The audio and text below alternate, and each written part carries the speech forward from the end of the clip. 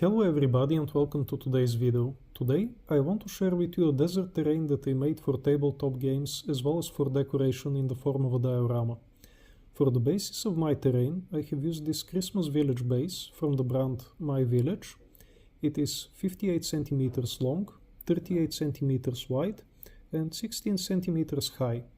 As you can see, the paint job on the base is not great, so I started by cleaning the base with a damp cloth and applying sand ground paint on the horizontal surfaces as well as on the path.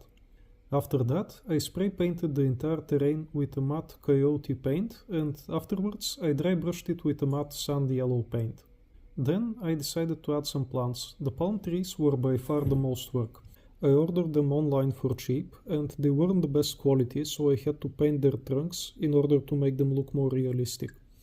The rest of the big plants I got as tiny artificial potted plants and I simply removed them from their respective pots prior to securing them to the base. In the end, I added some dried grass tufts to complete the look. Before starting work on the model, I already had a rough idea of what I wanted to make out of it, and that is a military fortification. But I also wanted to keep it flexible, which is why the holes underneath the palm trees are significantly bigger than they should be.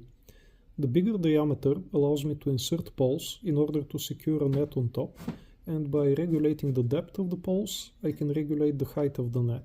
In order to make the poles, I used these sticks and I painted them with a watered down matte leather brown paint and a watered down matte medium grey paint. Each of these poles has a small hole on one end where a palm tree can be inserted. This is what the terrain looks like without fortifications. And this is the fortified variant. All of these modifications can be put on and off depending on what look I want to achieve. So, this was all for today. Thank you for watching. If you have enjoyed the video, please consider giving it a thumbs up. And if you like this type of content, please consider subscribing to the channel so that you may be informed when a new video becomes available.